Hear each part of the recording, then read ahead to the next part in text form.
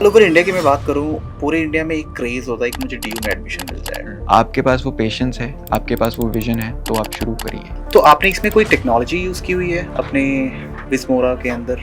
कि मुझे कॉलेज से पैकेज मिल जाएगा एंड लाइफ सेट है, ऐसा नहीं होता। कोई भी कंपनी कॉलेज का नाम देख के नहीं उठाती स्टूडेंट को, वो स्टूडेंट के स्किल्स पे उठाती है। तो कहीं ना कहीं पैकेज भी बहुत ज़्यादा मायने रखता है। आपने कॉलेज टाइम पे अपने बिजनेस की शुरुआत करी। कॉलेज टाइम पे जब बिजनेस की शुरुआत होती है, उस टाइम पे मोटिवेशन भी बहुत मिलते हैं दोस्तों से, और eight the same time demotivation भी बहुत मिलते हैं अपने दोस्तों से। बिकॉज दोस्ती एक ऐसी चीज है, वो आप अच्छा कर रहे हो तो भी आपको गाने पड़ेंगे, और अगर आप बुरा कर रहे हो तो गाने पड़ेंगे ही पड़ेंगे। बिल्कुल। तो ये जो एक चैलेंज हुआ होगा आपके साथ ड्यूरिंग योर कॉलेज टाइम, उसको कैसे ओवरकम किया आपने? You can never keep everyone happy. ये एक बहुत ही कमाल का मैसेज दिया है आपने। I will also try to implement it. अभी तक मैं भी इम्प्लीमेंट नहीं किया इसे। जब हमारा फर्स्ट वीज़ा रिफ्यूज़ल केस आया था, हमारा रिफ्यूज़ नहीं हुआ था, वो क्लाइंट हमारे पास आए, उनका वीज़ा ऑलरेडी उन्होंने कहीं और से लगवाया हुआ था यूके का, और वो रिफ्यूज़ हो गया। That client comes with a fear कि ऑलरेडी मेरा रिफ्यूज़ल हो चुका है और मुझे यूके विजिट करना फॉर XYZ इवेंट। कहीं ना कहीं इसमें बहुत ज़्यादा स्ट्रगल के साथ साथ पेशेंस की भी ज़रूरत है। If you are not patience enough, तो आप बहुत जल्दी जाते ही अपने आप को शायद बिजनेस बंद भी कर दो, या you will try to opt another option like job, या फिर कुछ और भी ऑप्शन आप ट्राई करोगे। देखो, बहुत सिंपल मैसेज ये है कि anyone can start. Business model का तो मुझे पता नहीं कहाँ जाएगा, बट तुम दोनों में दम है। एंड आपको डील भी मिल गई थी 7 लाख रुपए की। वो 7 लाख रुपए लेके आपने क्या किया? Welcome to the change maker show. Change maker show के शार्क टैंक सीरीज में आप सबका स्वागत है। वो कहते हैं ना, बिजनेस शुरू करने के लिए पैसे की ज़रूरत नहीं होती, and age is just a number. आज का हमारा एपिसोड इन सारी चीज़ों को सच करके साबित दिखाएगा। We have Rishabh Ahuja in the house today. Rishabh Ahuja एक 19 ईयर्स ओल्ड स्टूडेंट हैं जिन्होंने अपनी कंपनी की शुरुआत 19 साल में की। इन्होंने पहली फंडिंग जस्ट 75,000 डाला, जो कि सिर्फ और सिर्फ अपने दोस्तों से कहीं ना कहीं कंट्रीब्यूट करके इन्होंने अपनी कंपनी की शुरुआत की। अभी इनकी कंपनी विस्मोरा के नाम से चल रही है, और बाकी की डिस्कशंस अब हम इस पूरे शो पे सुनेंगे। आपका बहुत बहुत स्वागत है Rishabh. Welcome to the change maker show. Thank you. आपका बहुत बहुत स्वागत है ऋषभ। कैसे हो आप? मैं बिल्कुल बढ़िया, आप बताइए। बहुत ही अच्छा। Thank you so much for coming here. Rishabh, मैं शो की शुरुआत करना चाहूँगा आपसे। मैं कुछ जेनरिक क्वेश्चन पूछना चाहूँगा, क्योंकि आपने एक कंपनी की शुरुआत करी, फिर उस कंपनी को आपने पिवट किया, और दूसरी कंपनी के अभी आप ओनर हैं। तो जब आपने शुरुआत की थी कंपनी की, the first company is me pack. Me pack क्या है? तो देखिए, मी पैक फिटनेस एक एग्रीगेटर था जिम्स का। हमने एक चीज़ नोटिस करी थी कोविड के जस्ट बाद, क्योंकि कोविड के बाद एकदम लोग हेल्थ कॉन्शियस हो गए थे। हम सब जानते हैं कि कोविड वाज अ टाइम जब इंडिया बंद था, ग्लोबली सब बिल्कुल पैंडेमिक चल रहा था, सब बंद था। एंड रीज़न क्या था? हेल्थ। हम इंटरनली वीक थे, इसीलिए कोविड जल्दी हैम्पर कर रहा था लोगों को। It was taking lives and what not. आज भी लोगों के अंदर काफ़ी सारे इम्यून लेवल पे प्रॉब्लम्स हैं कोविड की वजह से। उसका सॉल्यूशन क्या है? फिटनेस। अगर आप हेल्दी हो, अगर आप रेगुलर एक्सरसाइज कर रहे हैं, तो obviously you will have a better life as compared to the one who is not into fitness.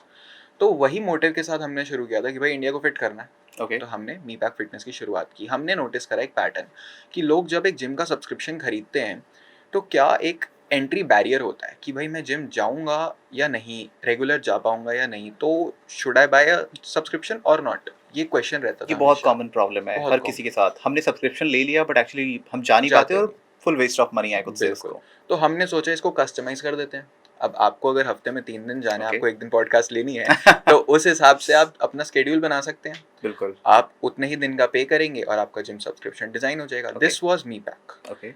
ये हमने स्टार्ट करा था इसी विजन के साथ। हमने उसको स्केल करा। 1 महीने में हमने एक MVP बनाया। MVP is minimum viable product. उसका मतलब होता है कि आपका कोर जो प्रोडक्ट है, the core idea you have, उसका एक नैरो डाउन करके आपने एक वर्जन बनाया जिसमें मेन फीचर्स सारे हैं। मार्केट में टेस्ट करने के लिए आप उसको यूज़ कर सकते हैं। एग्जाम्पल, Amazon आज जो है और 30 साल पहले जो था, उसमें काफ़ी फ़र्क है। बिल्कुल। शुरू में Amazon सिर्फ बुक्स बेचता था ऑनलाइन, तो वो एक MVP था। उन्होंने टेस्ट कर लिया कि हाँ, लोग खरीद रहे हैं ऑनलाइन कि नहीं खरीद रहे। स्टार्टिंग विद बुक्स, जब खरीदने लगे तो उन्होंने कैटेगरीज ऐड करी, और आज तो Amazon सब कुछ करता है। बिल्कुल, इसे ही कहते हैं MVP। जोमेटो शुरू में क्या करता था? Zomato was just a website of menu cards. Restaurant के मेन्यू कार्ड्स आप देख सकते थे वहाँ से, और कॉल करके ऑर्डर करते थे। ये जोमेटो था, आज जोमेटो घर पे डिलीवरी भी कर देता है। Completely changed. तो MVP से लेके प्रोडक्ट तक आने का स्टेज बहुत बड़ा होता है। Okay. हमने यही सोचा कि MVP पहले लाएंगे, बाद में देखेंगे मार्केट साइजिंग कैसी है, क्या ये प्रोडक्ट मार्केट फिट है कि नहीं है। तो ये एक रीज़न था। ठीक है। और सूनर और लेटर भी फाउंड आउट कि प्रोडक्ट मार्केट फिट नहीं था। Okay. क्यों? क्योंकि हमने ना लोगों की कोर वैल्यू को थोड़ा सा पिक करा था कि आपको जिम नहीं जाने का रीज़न ये है कि आपका स्केड्यूल टाइट है, तो इस वजह से आप मी पैक लेंगे। बट एक एंड प्रॉब्लम क्या आती है कि भाई हम ना इंडियन हैं, हम ना थोड़े से आलसी लोग हैं। हमने एक दिन एक्सरसाइज करी, अगले दिन हमें खाने छोले हाँ। भटूरे। और आज अगर ज़्यादा एक्सरसाइज होगी तो कल तो ब्रेक बनता है। कल तो ब्रेक बनता है और एक ब्रेक आ जाता है तो फिर ब्रेक के बाद ब्रेक बनता है। राइट। तो ये हैबिट नहीं चेंज कर सकते आप। ओके। आपको जब कस्टमर की हैबिट चेंज करनी होती है ना, it takes a lot of marketing cost. Okay. अगर आपको एक कंज्यूमर बिहेवियर चेंज करना है, अगर आपको पता है consumer is willing to get that technology या willing to get that product, तो आप लॉन्च करिए, तो आपकी ठीक है मार्केट रेडी है। बट यहाँ मार्केट रेडी नहीं थी, customer wasn't willing to get fit. मन में एक थॉट है बट उसके लिए एक्शंस नहीं है। Okay. ये प्रॉब्लम थी। तो हमने कहा उसको चेंज करने में एक तो साल बहुत लग जाएंगे। दूसरी चीज़ मार्केट का साइज बढ़ ही नहीं रहा।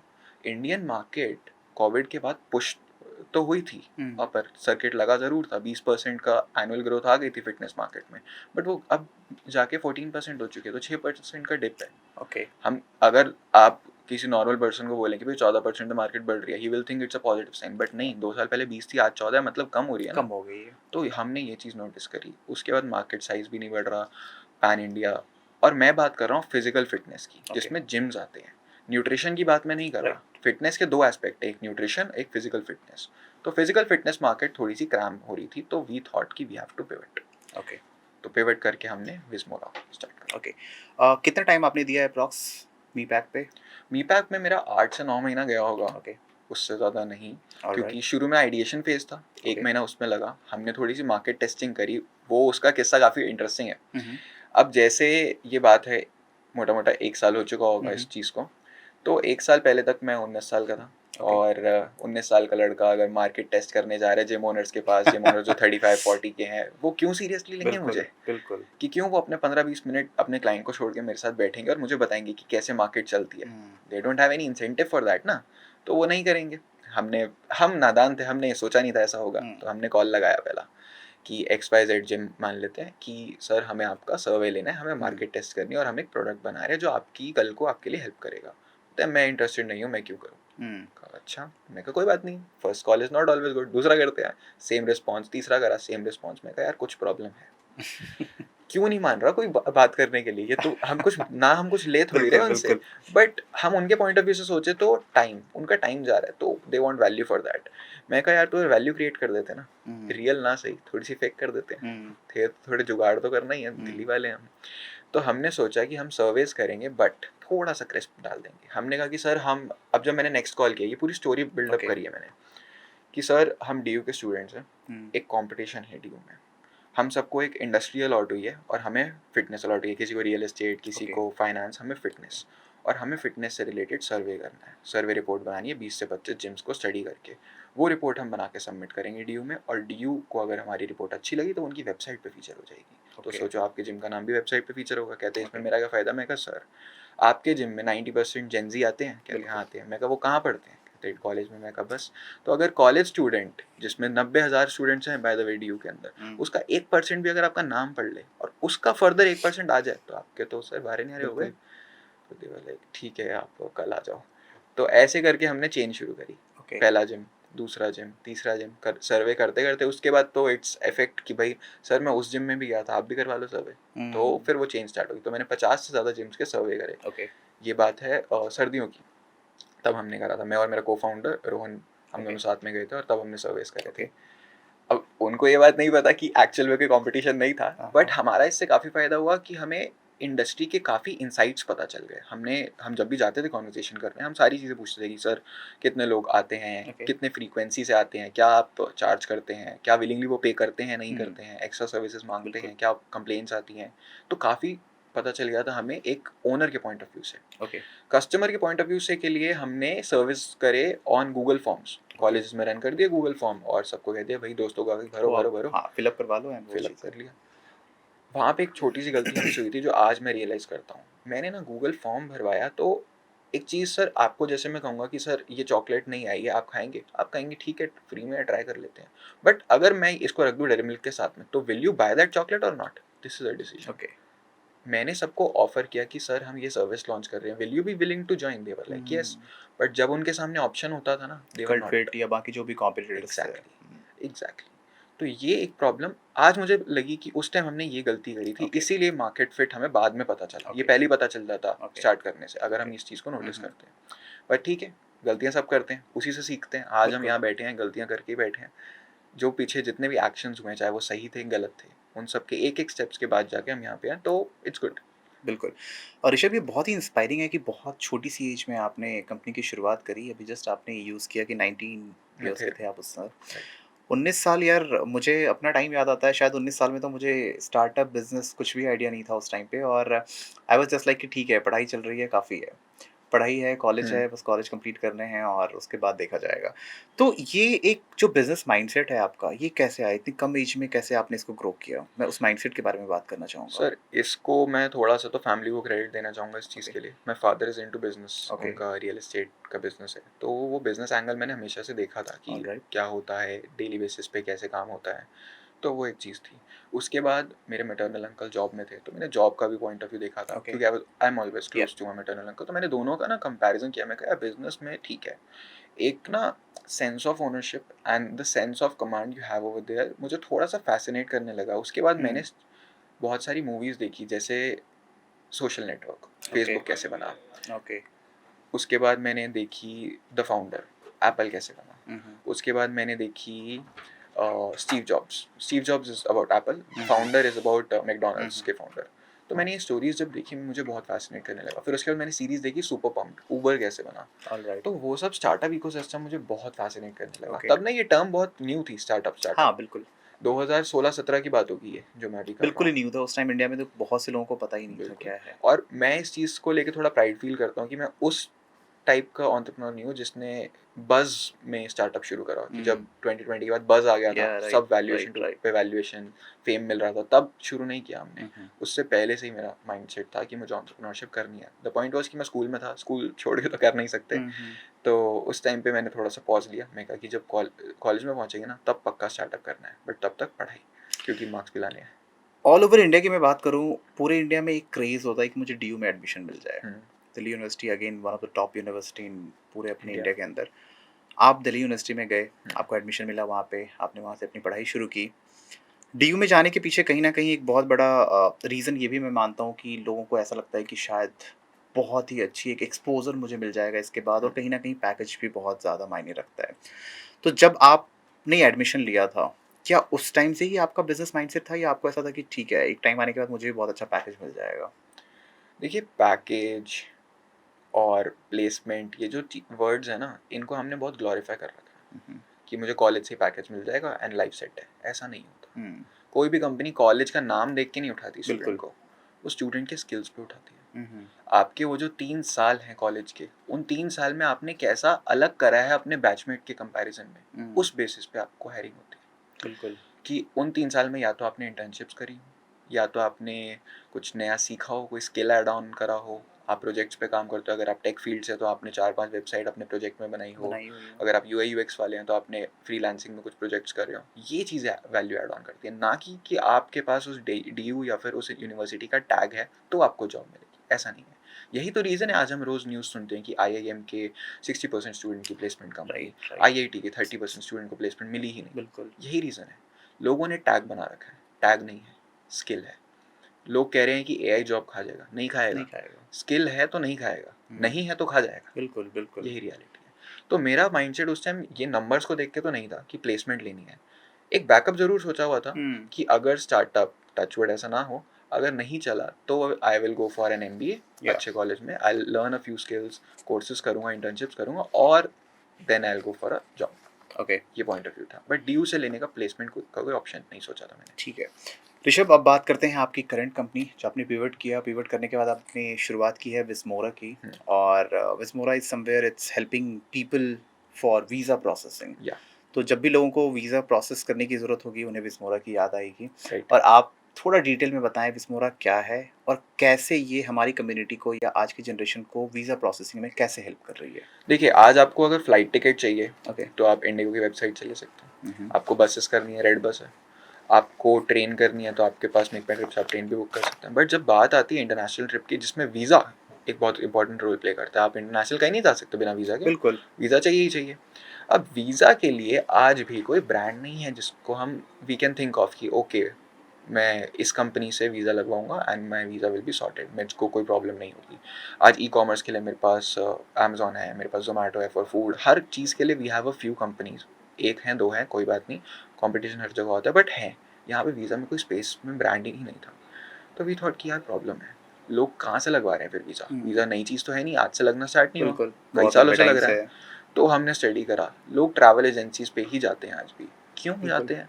क्योंकि ट्रस्ट। मुझे पता है कि मेरे 2 गली छोड़ के एक ट्रैवल एजेंट जो बैठे है वो दुकान छोड़ के तो भाग नहीं जाएगा। अगर मैं उसको पासपोर्ट अपना दूंगा कि भाई मेरा यूके का वीज़ा लगा दे, कुछ दिक्कत होगी तो मैं उसको पकड़ सकता हूँ दो गली छोड़ के। बिल्कुल। तो वो एक सेंस ऑफ ट्रस्ट रहता था, बट स्केल कैसे होगा, ये चीज़ इशू थी। तो हमने B2B लेवल पे जाके स्टडी करी इस मार्केट को।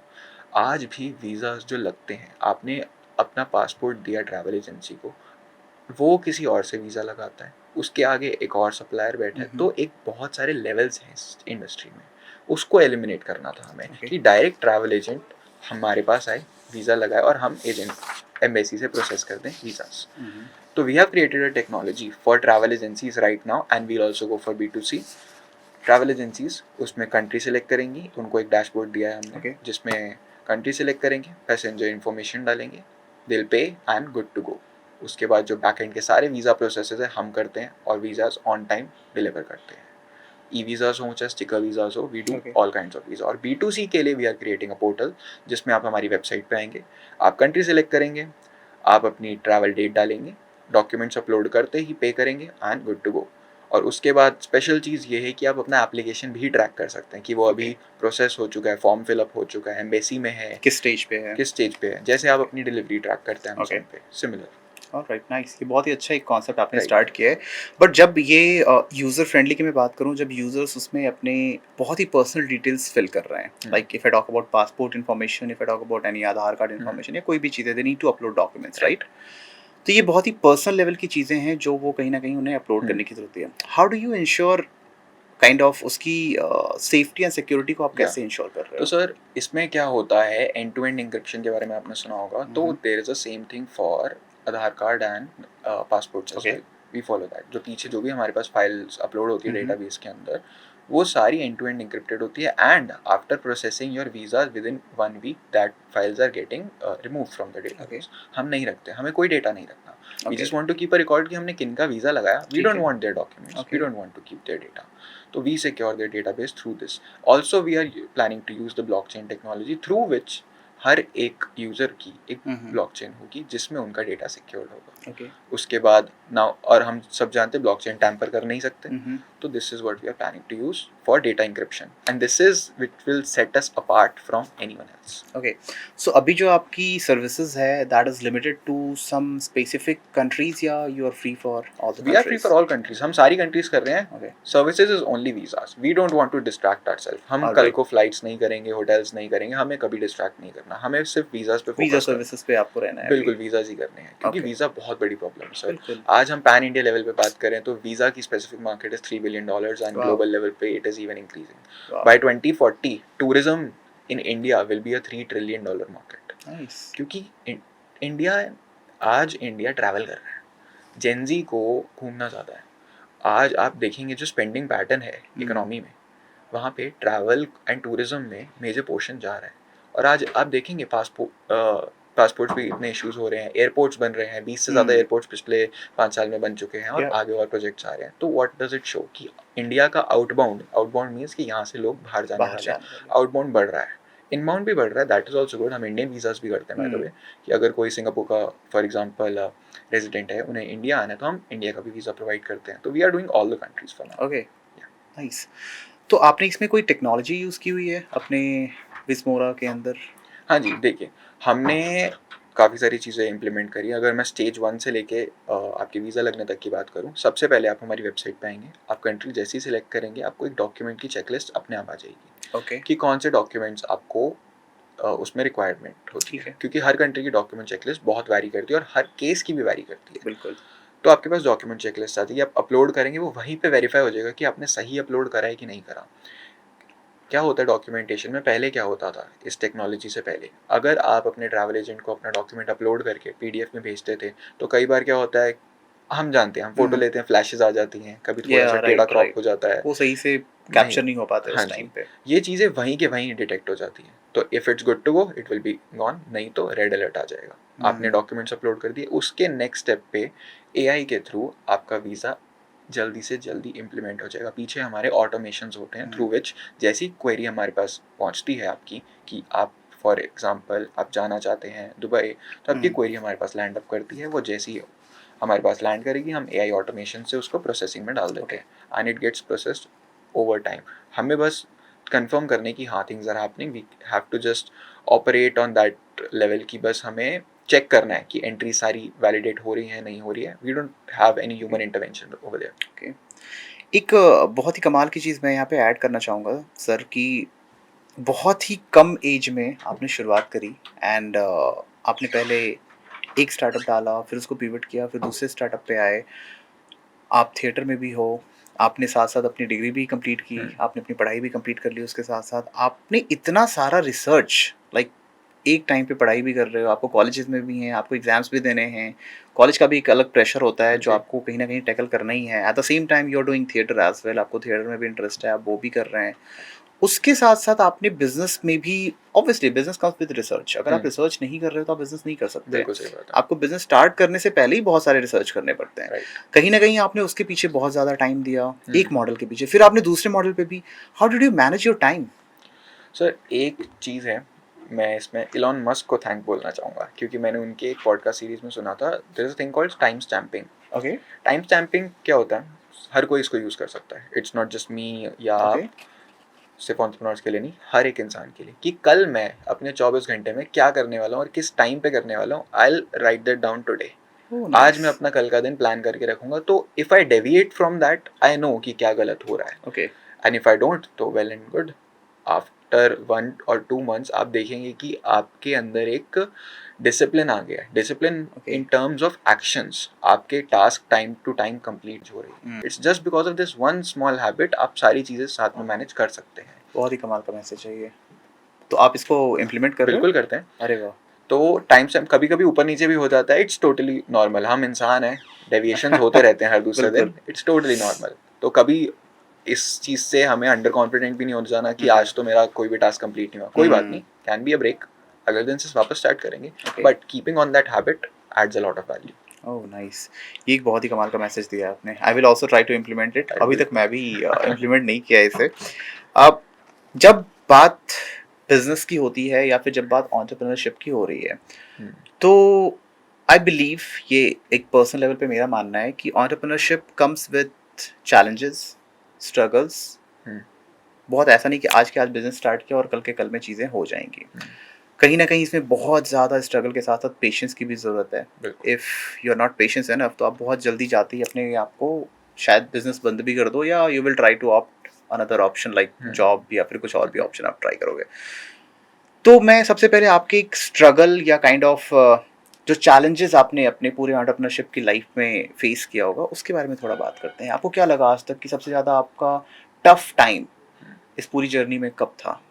मेरा सबसे टफ टाइम तब था जब हमें पिवट करना था, क्योंकि ओके, तब मुझे ये नहीं पता था करना क्या है। ओके, मी पैक नहीं चलेगा, ये चीज़ तो पता चल गई थी, राइट। बट क्या चलेगा ये नहीं पता था।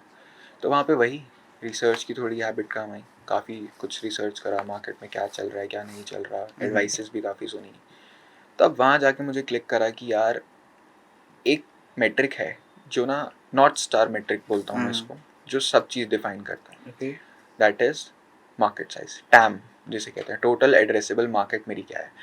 जब हम फिटनेस के इंडस्ट्री में थे तो मैंने अपनी टैम उतने अच्छे से कैलकुलेट नहीं करी थी। दैट वाज द रीज़न कि हमें मी पैक फिटनेस को बंद करना पड़ा था, क्योंकि इंडियन मार्केट वाज़न्ट रेडी। अब जब मैंने स्टार्ट करा विस्मोरा तो मैंने टैम सबसे पहले स्टडी करी। ओके, टैम कैसे स्टडी करते हैं? अब टोटल एड्रेसेबल मार्केट को स्टडी करने के दो तरीके होते हैं, एक टॉप डाउन अप्रोच और एक बॉटम डाउन अप्रोच।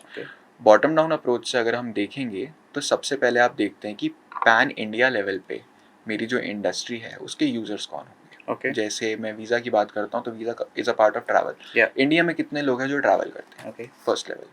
सेकेंड, उसमें से इंटरनेशनल ट्रैवल कितना है, क्योंकि वीज़ा इंटरनेशनल होता है। उसके बाद थर्ड कि वीज़ा ऑन अराइवल जो कंट्रीज है, क्योंकि उनमें वीज़ा नहीं चाहिए होता, जो सिर्फ वीज़ा वाली कंट्री है वो कितनी है, उसका टूरिज्म एंड ट्रैवल कितना है वो आएगा।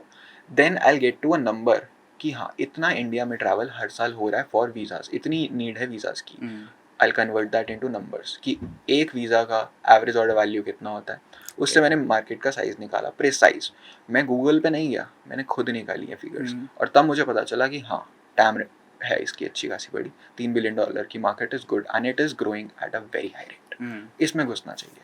तब हमें पता चला visa is something that is hot in the market, और हमने स्टडी करा, तब बिल्ड करा हमने विस्मोरा। तो टैम ये एक सबसे पहला मेट्रिक होना चाहिए बिफोर स्टार्टिंग एनी बिजनेस।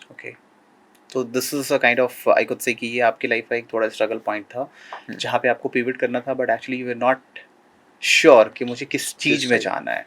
एक बिजनेस स्टार्ट किया, somewhere it's not working, but this is the time where I need to.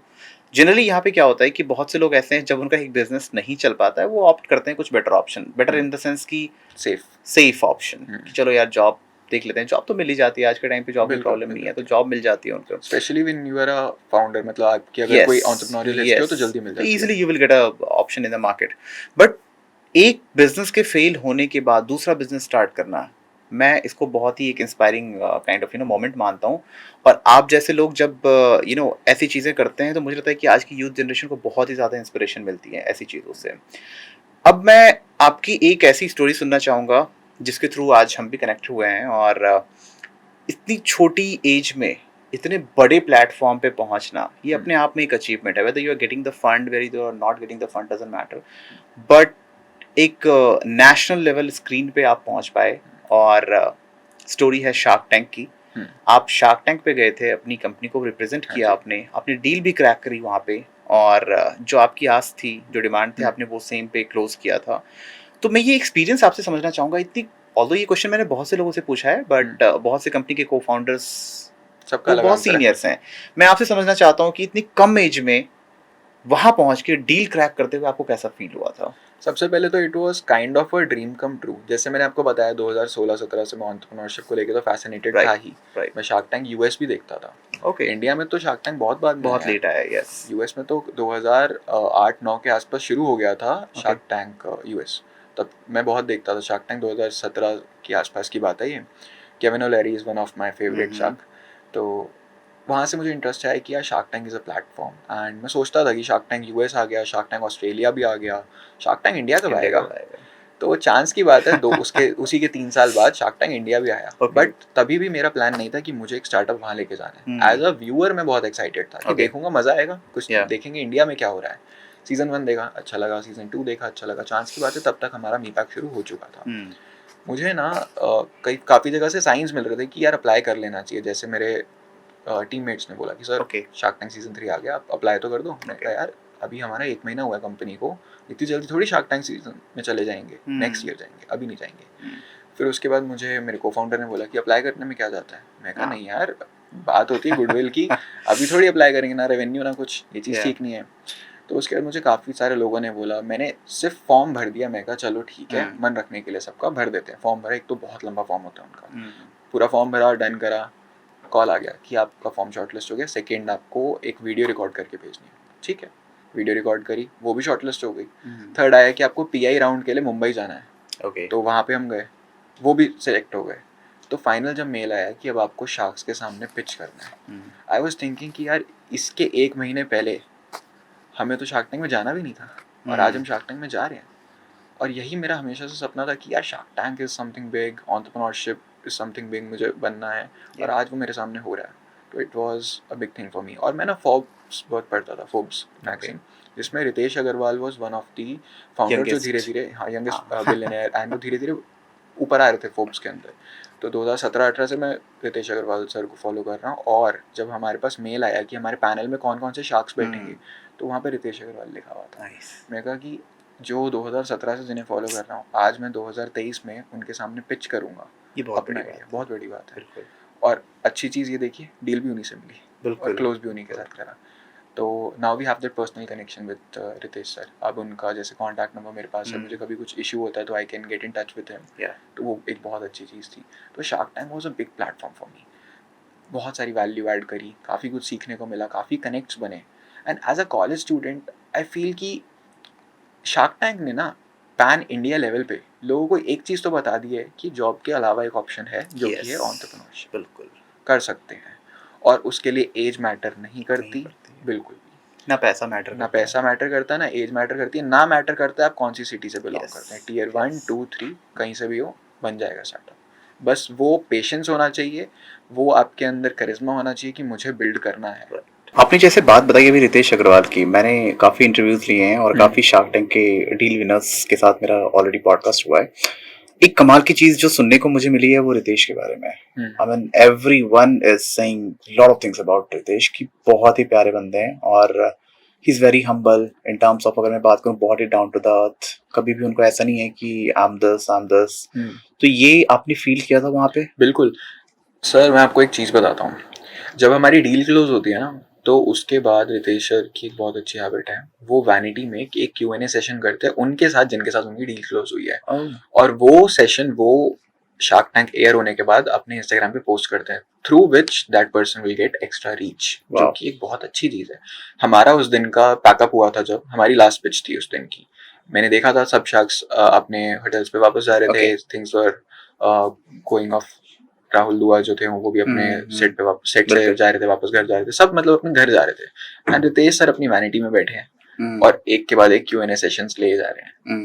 और हमने वो चीज़ नोटिस करी कि यार जब छुट्टी भी हो गई है, दिन खत्म हो चुका है, सब अपने घर जा रहे हैं, ये तभी भी काम कर रहे हैं। और किस लिए? ताकि सामने वाला जो एंटरप्रेन्योर है उसका फायदा हो सके। बिल्कुल। तो ये नेचर हमने सामने देखा है, हमने स्क्रीन पे भी देखा है, मतलब बहुत देखा है और ही इज वेरी हम्बल। हमने भी ये फील किया है, although we didn't get any chance to meet him, but आप जैसे लोग जो मिल चुके हैं वो बताते हैं और उनके अनुभवों से हमें ऐसा पता लगता है कि नहीं वाकई कुछ तो बात है। बिल्कुल।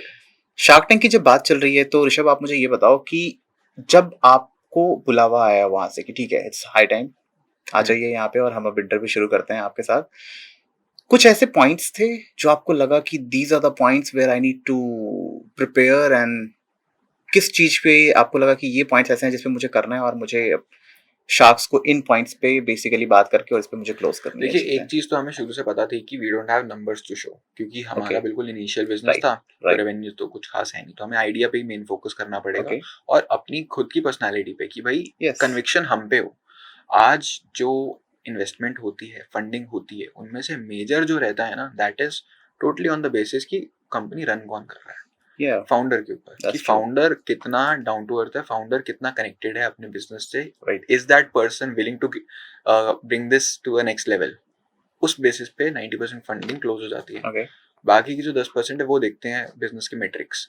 तो हमारे पास मेट्रिक्स तो नहीं थे, हमने कहा कि ठीक है, we are good people, we know that we have to just convey the same thing to sharks कि हम बना लेंगे बिजनेस। और वही हमने करा। हमने कहा कि हम अपनी पिच को उस तरीके से मॉडिफाई करेंगे कि हम जो चीज़ कर रहे हैं, हमारा जो idea that is too genuine, लोगों को कितनी नीड है इस चीज़ की, कितनी प्रॉब्लम है मार्केट में, वो चीज़ हमने राइट हिट करी। फर्स्ट स्पॉट वहाँ पे सब लोग एग्री कर रहे थे कि हाँ मार्केट में है इशू, बट प्रॉब्लम वही, सॉल्यूशन ये एग्जैक्टली नहीं था। वो वहाँ मार्केट में हमें जाके शार्क टैंक पे जाके स्टेज पे पता चला।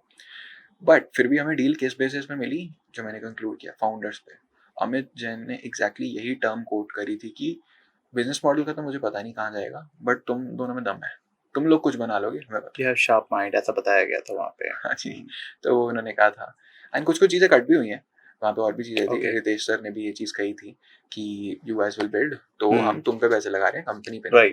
राइट। हमने कहा कि ठीक है, और यही हम चाहते थे, क्योंकि नंबर्स तो हमारे पास थे नहीं शो करने के लिए, बट जो था वो हमने सामने दिखा दिया। Okay, my next question to you कि आपने 7 lakhs की डिमांड की थी शार्क टैंक में, आई गेस 20% के 10% पे, 7 lakh for 10% that you demanded, and आपको डील भी मिल गई थी 7 लाख रुपए की।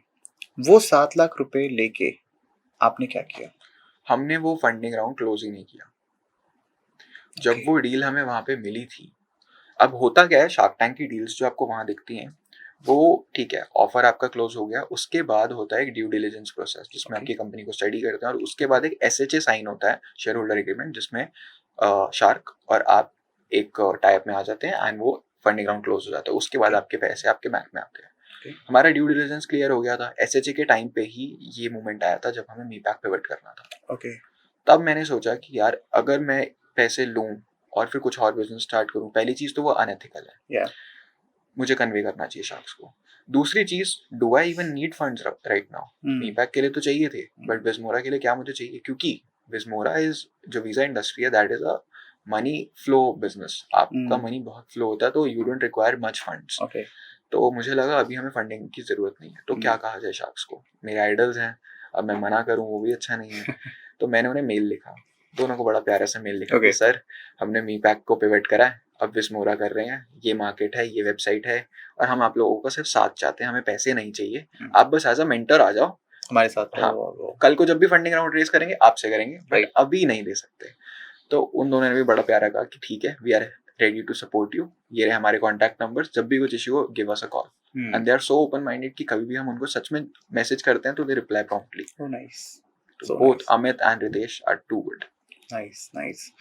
अब ऋषभ, जब बात होती है बिजनेस की, मतलब it's been almost like 11 years that I am into business, और जो मैंने एक ऑब्जर्व किया इसी 11 साल की जर्नी में, कि जब भी whenever you are running a business, up and downs तो होंगे ही होंगे, एंड स्पेशली जब अप एंड डाउन्स होते हैं उस टाइम पे एक सेल्फ डाउट आता है मन में, whether I am on the right track और नॉट, मैं सही कर रहा हूँ या नहीं, इट्स बेटर मैं जाऊँ और जॉब ज्वाइन कर लूँ, क्यों मैं इतने स्ट्रगल कर रहा हूँ।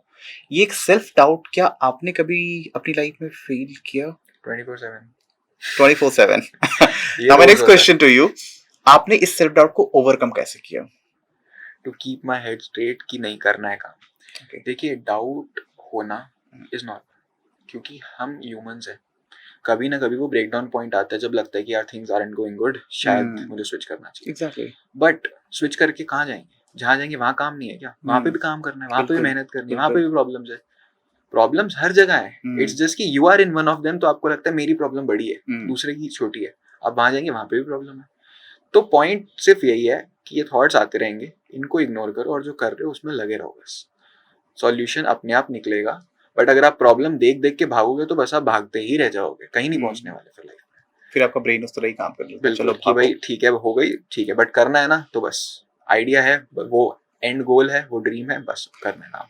सेल्फ डाउट से रिलेटेड अब मैं एक और क्वेश्चन आपके लिए है, specially it's not for me, because मुझे कॉलेज पास आउट हुए काफी टाइम हो गया और आप अभी रीसेंट पास आउट हैं कॉलेज के। आपने कॉलेज टाइम पे अपने बिजनेस की शुरुआत करी। कॉलेज टाइम पे जब बिजनेस की शुरुआत होती है उस टाइम पे मोटिवेशन भी बहुत मिलते हैं दोस्तों से, और eight the same time demotivation भी बहुत मिलते हैं अपने दोस्तों से, बिकॉज दोस्ती एक ऐसी चीज है, वो आप अच्छा कर रहे हो तो भी आपको गालियां पड़ेंगी, और अगर आप बुरा कर रहे हो तो गालियां पड़ेंगी ही पड़ेंगी। बिल्कुल। तो ये जो एक चैलेंज हुआ होगा आपके साथ ड्यूरिंग योर कॉलेज टाइम, उसको कैसे ओवरकम किया आपने? मैंने एक चीज नोटिस करी है कि कॉलेज में शुरू के 1-2 साल में जो भी आपके दोस्त बनते हैं वो एक्चुअल में तो दोस्त पहली बात होते नहीं। 3rd ईयर तक या कॉलेज खत्म होते होते तक मुश्किल से 1-2 कोई बचेगा, वरना नहीं बचते। तो उनकी बातों का आपकी लाइफ में इतना मेजर इम्पैक्ट पहली बात तो पड़ना ही नहीं चाहिए कि वो आपकी उनकी बातों से आपका करियर डिसाइड हो रहा है, सबसे पहली चीज। दूसरी चीज, आपका गोल है, आपको वो थॉट आया, आपको वो आइडिया है, हु आर दे टू से अ वर्ड ऑन दैट? ठीक है, एडवाइसेस दे सकते हैं, बट उन एडवाइस को लेना है या नहीं लेना, that is totally our will.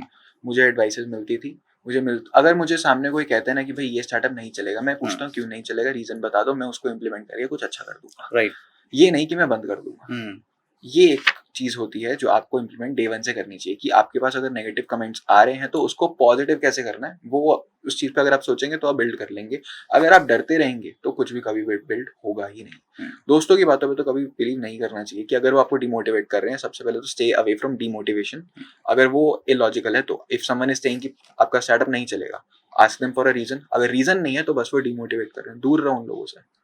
अगर उनके पास जेन्युइन कोई रीजन होगा ना तो you can implement that, may be better product बन जाए। At the age of 19 you started your business, जिसको हम सब टीन एज के नाम से जानते हैं। और टीन एज एक ऐसा एज होता है जहाँ 3 Idiots मूवी में भी कहा गया है कि स्लो मोशंस में दुपट्टे उड़ने लगते हैं और फीलिंग्स काफी चेंज होते हैं उस एज में। हम सब उस एज से निकले हुए हैं। तो एट द एज ऑफ 19 जहाँ लोगों के डाइवर्जन, अगर मैं स्टडी से हट के बात करूं तो कुछ अलग चीजों पे होता है, काइंड ऑफ इमोशनली अटैच होना किसी के साथ में, प्यार में पड़ना और काइंड ऑफ लव अफेक्शन, ये सब चीजें होती हैं। उस टाइम पे बिजनेस माइंडसेट होना रेयर है, बहुत कॉमन तो नहीं है। बट अगर बिजनेस में आप आए और आपका माइंडसेट अगर बिजनेस में रहा तो आपकी बाकी लाइफ कैसी रही? तो देखिए, मैंने ना एक चीज, मैं कोट्स बहुत पढ़ता हूँ पहली बात Okay. तो। इंस्टाग्राम पे ना मेरे रील्स में कोट्स आते हैं, मैं Nice. कोट्स बहुत देखता हूँ। तो उसमें एक कोट मैंने कहीं देखा था कि 18 to 25 is the age Yes. To make your career और either break your career, yes, choice is yours. वो मुझे बहुत हिट कर गया, वो मुझे आज तक याद है कि यार इस साल इन जो एज ग्रुप है ना, इसमें मुझे बहुत काम करना है, बहुत कुछ बिल्ड करना है, ताकि आगे मैं आराम से एंजॉय कर सकूं। I will have some level of stability. Problem सब भी आएंगी बट काफी तरीके से स्टेबल होंगे हम। तो बाकी जो पढ़ाई से हटके काफी सारी चीजें हैं, डिस्ट्रैक्शंस नहीं कहूंगा मैं उन्हें, it is a part of life. ठीक है, आप उनसे भी मोटिवेशन ले सकते हैं। देखो, if you have the right people around you, या you can scale to next level, true, different levels. ठीक है, टोटली डिपेंड करता है आपके आसपास कौन है। If you allow people who are genuinely supporting you, genuinely motivating you, तो you have made a good choice. अगर आपको लग रहा है they are part of your distraction, अगर वो आपको काम नहीं करने दे रहे या फिर आपको बात बात पे परेशान कर रहे हैं, तो नहीं जरूरत है ऐसी चीजों की। तो आप दोस्ती या कोई भी बॉन्ड उन्हीं से रखिए जो आपको मोटिवेट कर रहे हैं, सपोर्ट कर रहे हैं, at the end better human बनने में, बेटर पर्सनालिटी बनने में और आपके करियर को एक्सेल करने में। The circle matters. Exactly, circle matter. कहीं मैंने एक और चीज पढ़ी थी, अगेन कोट्स, कि the 5 people around you are the sum total of 5 people around you. Okay, अगर आपके आसपास 5 लोग हैं जो करियर में अच्छा कर रहे हैं, तो you will be the next person जो अच्छा करेगा। Exactly, that's why circle matters. अगर आपके सर्कल अच्छे हैं तो definitely you will grow, but अगर सर्कल ही आपकी वो चीजों वाली हो गई तो फिर कहीं ना ऑटोमेटिकली नेगेटिव इफेक्ट आएगा फिर। कहीं। ठीक है, ऋषभ एक बार बात करते हैं आपके स्कूल टाइम की, थोड़ा बचपन में चलते हाँ हैं, जी। ट्रैवल करते हैं बचपन में। आपका बचपन कैसा था? सर बचपन, मैं ना बैक बेंचर रहा हूँ, लगता नहीं मैं अक्सर बड़े बड़े काम बैक बेंचर से करते हैं। तो मैं बैक बेंचर रहा हूँ, बट मैं पढ़ाई में अच्छा था। ऐसा नहीं है कि मैंने पढ़ाई नहीं करी, मैं वो बैक बेंचर था जो पीछे बैठ के सारी नौटंकियां करेगा, टीचर्स को परेशान भी करेगा, बट घर पे जाके पढ़ाई कर लेगा। ओके, तो ताकि स्कूल में मस्ती कर सके ना, हाँ, ये भी जरूरी है। तो मैं और रोहन दोनों, हम स्कूल टाइम से फ्रेंड्स हैं। Okay. 5th क्लास में रोहन आया था हमारे स्कूल में, और तब से हम दोनों एक साथ हैं स्कूल में। तो शुरू में 7th 8th तक तो मैं पढ़ाई में बहुत नॉर्मल था, 70s 80s के आसपास आते थे। 10th के बाद मैंने थोड़ा बेटर करा तो 90s प्लस में चला गया। Okay. तब मुझे हो गया कि ठीक है, अब मैं पढ़ सकता हूँ, अब मैं कुछ भी करूंगा। अब मैं पूरे मजे करने वाला हूँ। 11th में तो मैंने जो हो सकता था, मैंने थिएटर करा, मैंने स्पोर्ट्स करा। मैं क्लासेस के अंदर नहीं होता था, मैं ये जो हमारे ना एक्टिविटी रूम्स होते थे उनमें ज्यादा रहता था। और जिस दिन क्लास में होता था उस दिन टीचर्स को भी होता था कि ये क्लास में क्यों है, ये पढ़ाने नहीं देता। और टीचर्स, आपने नोटिस करा होगा, जब भी कोई बच्चा परेशान कर रहा है तो उसको खड़ा करके उससे आंसर पूछते हैं कि ये बताओ। अगर बता दे तो मैंने तो बता दिया, अब फिर चलो ठीक है, बिठा दिया वापस, अब क्या कर लेंगे ज्यादा से ज्यादा, क्लास के बाहर निकाल देंगे, कोई बात नहीं। परेशान करा, हमें पहले खड़ा होके पूछा कि भैया आंसर बताओ, हमने बता दिए, उन्होंने बिठाया, फिर वापस उन्होंने कहा अब तुम बाहर ही चले जाओ। तो हम उसमें भी कैसे बच्चे, हम बाहर गए, बाहर जाके हम वहां पे भी बातें कर रहे हैं कि और क्या चल रहा है वगैरह। तो टीचर क्लास के अंदर से बाहर आती कि अब तुम बाहर से शोर मचा रहे हो। कुछ मूवीज में भी ऐसे सीन दिखाए गए हैं, और इवन मैं अगर अपने बचपन की भी बात करूं, बहुत मजा आता था अगर मैं बाहर जा रहा हूँ, अगर मेरे साथ मेरा दोस्त भी बाहर आ रहा हो। वही तो चाहिए, मुझे पनिश कर दो बट मेरे साथ साथ मेरे दोस्तों को भी कर दो। बस, फिर वो पनिशमेंट थोड़ी फिर वो पनिशमेंट थोड़ी है, तो गॉसिप सेशन हो गया। बाहर ऐसे करके बातें चल रही है, कैसा रहा, उसका मजा ही अलग है, उसका अपना अलग मजा है। तो मैं वो वाला स्टूडेंट रहा हूँ हमेशा से। पढ़ लेते थे, मार्क्स आ जाते थे, और पेरेंट्स को ऑनेस्टली कुछ ऐसी प्रॉब्लम मैंने कभी दी नहीं। उनको भी मार्क्स, उनको भी हमेशा से पता था कि ठीक है हमारा बच्चा पढ़ाई में ठीक है, करियर में अच्छा कर लेगा, थोड़ी बहुत मस्ती करता है, इट्स ओके। कभी कभी छोटा मोटा बोल देते थे, बट ज्यादा कभी उन्होंने कभी मुझे ऐसा फोर्स नहीं करा। तो जब पीटीएम्स भी होती थी ना, मेरी पीटीएम कुछ इस तरह ही होती थी कि भाई मार्कशीट साइड रखो, बच्चा आपका बड़ा परेशान करता है। मेरी पीटीएम्स में सिर्फ यही होता था, मार्कशीट को लेकर कोई बात ही नहीं होती थी कभी। नहीं, ये तो होता ही है स्कूल टाइम पे, अगर आप शैतान हो और अगर आपको पनिशमेंट के लिए बाहर कर दिया गया है, एट द सेम टाइम अगर आपके फ्रेंड को भी बाहर कर दिया गया है, वो फिर बहुत ही प्यारा टाइम होता है। उस पनिशमेंट को हम पनिशमेंट कभी काउंट नहीं करते, वो बहुत ही एक मेमोरेबल जर्नी हो जाती है। हाँ यार, इतने टाइम 3 घंटे बाहर है तो 3 घंटे बाहर हैं। ऋषभ एक बार बात करते हैं आपकी, मतलब जर्नी तो बहुत ही कमाल की है और आपने अपनी चाइल्डहुड के बारे में बताया। फैमिली सपोर्ट की बात करते हैं, बहुत से बच्चों को आज के टाइम पे फैमिली सपोर्ट नहीं मिल पाता है, बिकॉज अगर मैं स्टार्टअप की बात करूँ, स्टार्टअप एक कहीं ना कहीं एक ऐसी जर्नी है, it comes with up and downs, तो अप एंड डाउन्स हैं, तो फिर उस अप एंड डाउन्स में फैमिली आज के टाइम पे थोड़ी सेफ जर्नी चाहती है अपने बच्चों के लिए, क्योंकि बच्चों के ऊपर ही सारी चीज़ें हैं और वो अपनी ज़िंदगी की सारी मेहनत बच्चों पे लगा रहे हैं। तो एक पेरेंट्स की एक्सपेक्टेशन ये होती है कि ठीक है, ही इज़ माई चाइल्ड और शी इज़ माई चाइल्ड, तो इसे मैं एक सेफ़ रास्ता ही बताऊँ, जिसका रिज़ल्ट ये होता है कि कई बार ऐसा देखा गया कि फैमिली सपोर्ट नहीं करती है स्टार्टअप के लिए। क्या आपको अपनी फैमिली से फुल सपोर्ट था? हमेशा से था। ये एक ब्लेसिंग मानता हूँ मैं कि मेरे फादर एंड मेरे मदर दोनों ने मुझे कभी भी रोका नहीं। उन्होंने हमेशा मुझे यही कहा, चाहे वो करियर में स्ट्रीम लेना हो, चाहे वो स्टार्टअप शुरू करना हो, चाहे वो पिवट करके दूसरा स्टार्टअप करना, उन्होंने हमेशा मुझे ये कहा कि तुम्हें जो करना है तुम कर सकते हो, we are there to support you. कभी कोई प्रॉब्लम आएगी तो हम हैं ना, करो तुम, मेहनत करो। उनको जब ये पता है कि हाँ हम लग कर मेहनत कर रहे हैं, अब फेल हो या सक्सेस हो वो डिपेंड करता है मार्केट पे, बट हम तो अपने पूरे एफर्ट्स दे रहे हैं, दे वर हैप्पी विद दैट कि तुम एफर्ट दे रहे हो, तुम दो। बट हाँ, मैं उन लोगों के लिए एक मैसेज ज़रूर दूंगा जिनको सपोर्ट नहीं मिल पा रहा है कि देखिए, आप अगर कोई बिजनेस कर रहे हैं ना, तो इट्स ऑल अबाउट कन्विंसिंग।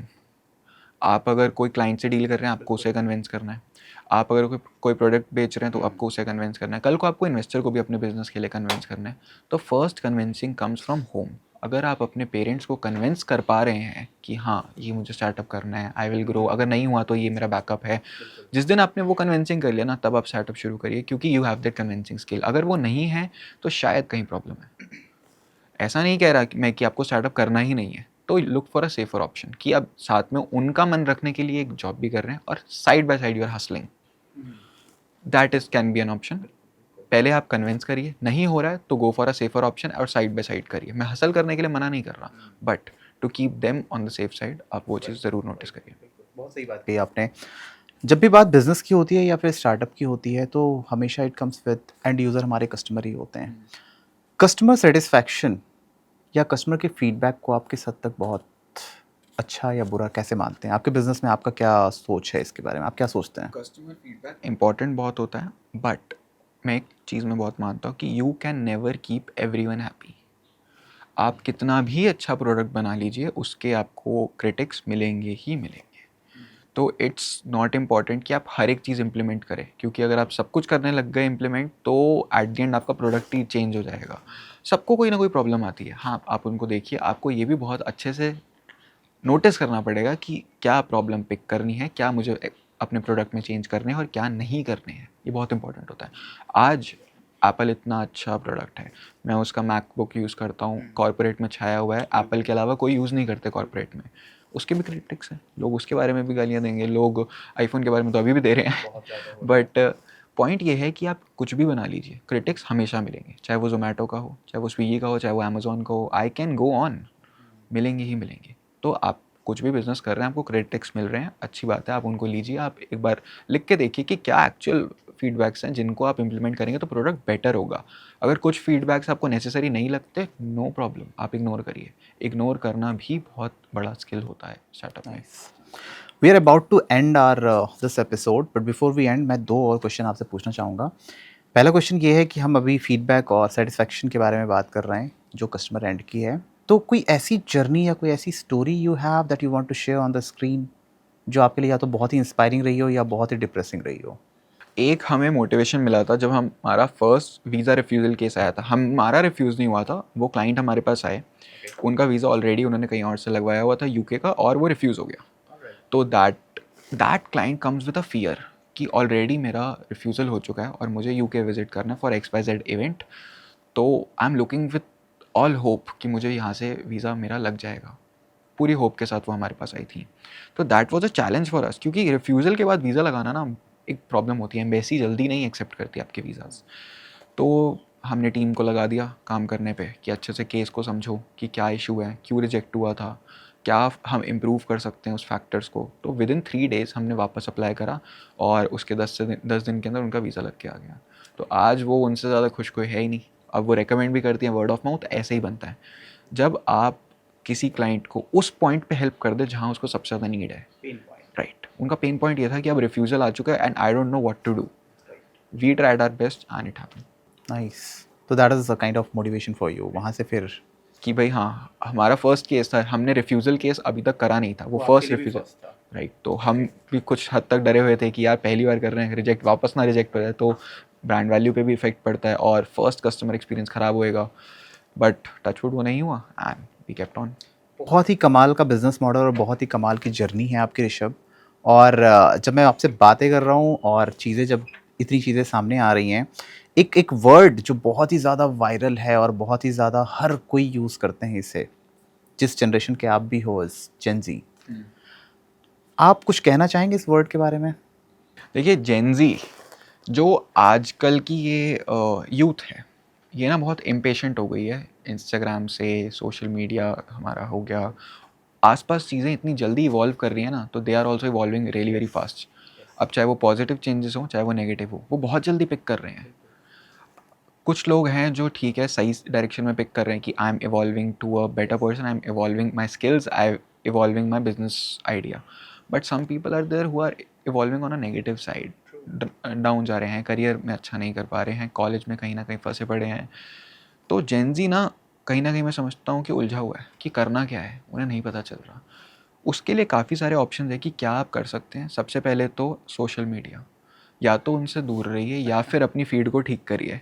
अगर आपकी फीड पे अनाप शनाप चीज़ें आ रही हैं तो उसको ठीक कैसे कर सकते हैं? एल्गोरिथम में एक बहुत अच्छी चीज़ है नॉट इंटरेस्टेड का बटन, आप 3 डॉट्स दबाइए, आपके पास नॉट इंटरेस्टेड आएगा। जो कंटेंट आपको लगता है कि this is taking my attention and it is not adding value, not interested करते रहो, विद इन अ वीक आपके एल्गोरिथम चेंज हो जाएगा और आपके पास वही कंटेंट आएगा जो जेन्युइन वैल्यू प्रोवाइड कर रहा है।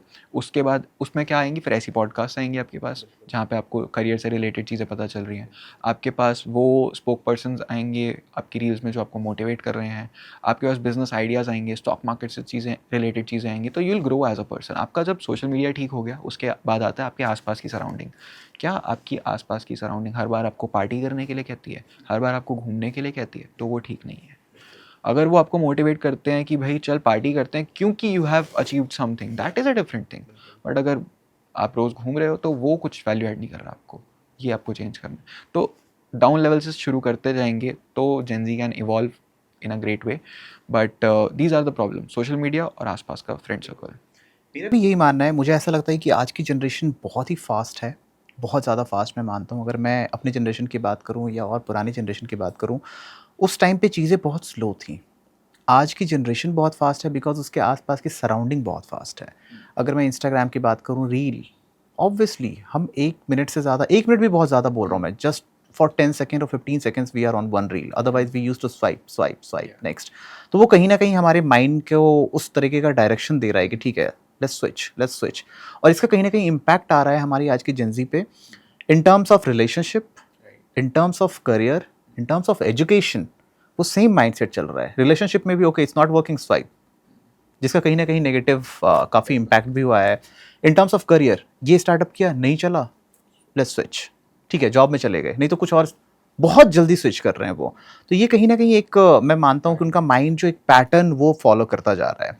बट जहाँ तक मैं थोड़ा रीड कर पा रहा हूँ बुक्स से और रिसर्च से, मुझे ऐसा लगता है कि आज की जनरेशन इज़ वेरी फास्ट। अगर वो सीरियसली अगर अपनी चीज़ों को बहुत पॉजिटिव डायरेक्शन पे लेके जाए तो बहुत बड़ा चेंज आ सकता है इंडिया के अंदर। Yes, definitely.